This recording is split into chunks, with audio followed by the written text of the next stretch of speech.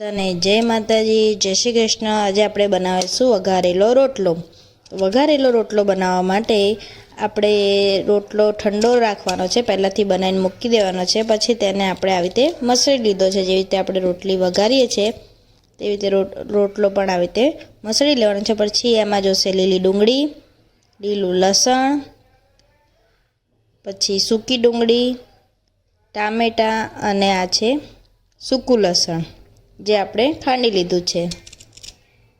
પછી આટલા ઇન્ગ્રીડિયન્ટ જોશે। જો તમે શિયાળામાં બનાવતા હોય તો લીલી ડુંગળી અને લીલા લસણનો ઉપયોગ કરી શકો છો, ના બનાવતા હોય તો સૂકી ડુંગળી અને લસણ વાપરી શકો છો। પછી આપણે તેલ ગરમ કરવા મૂકવાનું છે, તેમાં આપણે રાઈ નાખી દેવાની છે। રાઈ તતડી જાય પછી તેમાં ચપટી હિંગ એડ કરવાની છે। હિંગ એડ કર્યા પછી આપણે એમાં જીરું, મીઠા લીમડાના પાન, આદુ અને લસણની પેસ્ટ, આદુ મરચાં અને લસણની પેસ્ટ એ ઉમેર્યા પછી આપણે લઈશું એમાં લસણ, લીલું લસણ અને લીલી ડુંગળી બંને આપણે તેમાં એડ કરી દઈશું। એ બે થોડું સતળાઈ જાય 1-2 મિનિટ જેવું, પછી આપણે ત્યાં સુધી એને હલાવતા રહેવાનું છે। તમે જોઈ શકો છો આવી રીતે આપણે સતત હલાવતા જઈ અને કરવાનું છે। પછી તેમાં આપણે નાખીશું સૂકી ડુંગળી। સૂકી ડુંગળી નાખ્યા પછી તે થોડી ગોલ્ડન તો નહીં પણ ગુલાબી રંગની થાય ત્યાં સુધી આપણે એને સાતળી લઈશું।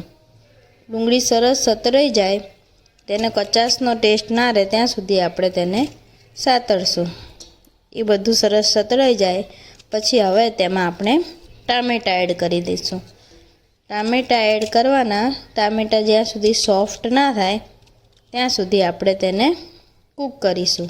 ટામેટું મેં એક નાનું નંગ લીધેલું છે।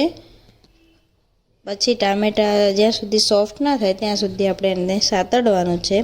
ટામેટાને જલ્દી સોફ્ટ કરવા માટે આપણે તેમાં મીઠું ઉમેરીશું। ત્યાં સુધી આ રેસીપી થાય છે ત્યાં સુધી તમે ચેનલને સબસ્ક્રાઈબ કરી દેજો, કોમેન્ટ કરી દેજો અને લાઈક કરવાનું ભૂલતા નહીં। તમે કોઈ દિવસ વઘારેલો રોટલો બનાવ્યો છે અને તમે પણ કેવી રીતે બનાવ્યો છે તે કોમેન્ટમાં જરૂરથી કહેજો।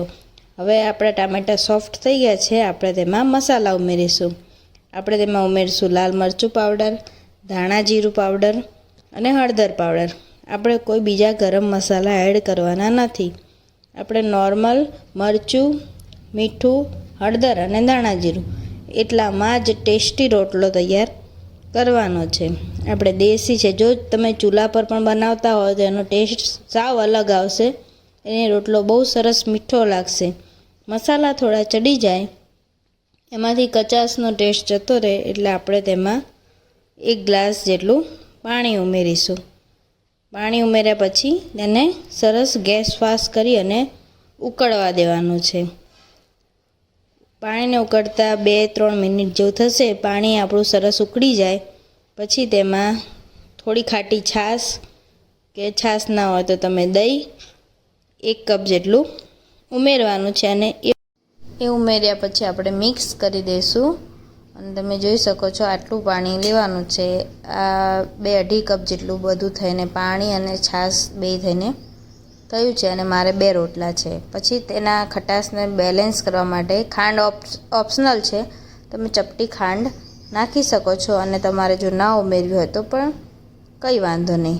તો આપણે હવે તેમાં રોટલો ઉમેરી દઈશું, કેમ કે દહીં કે છાશ જે બી નાખ્યું હોય તે ફાટી ન જાય તેના માટે રોટલો પછી ઉમેરી દેવાનો। પહેલાં પાણી ઉકાળી લેવાનું છે અને દહીં કે છાશ નાખી અને તરત પછી રોટલો ઉમેરી લેવાનો છે। બધું સરસ મિક્સ કરી દેવાનું છે। ફટાફટ બધા કોમેન્ટ કરજો કે રોટલાની રેસીપી કેવી લાગી।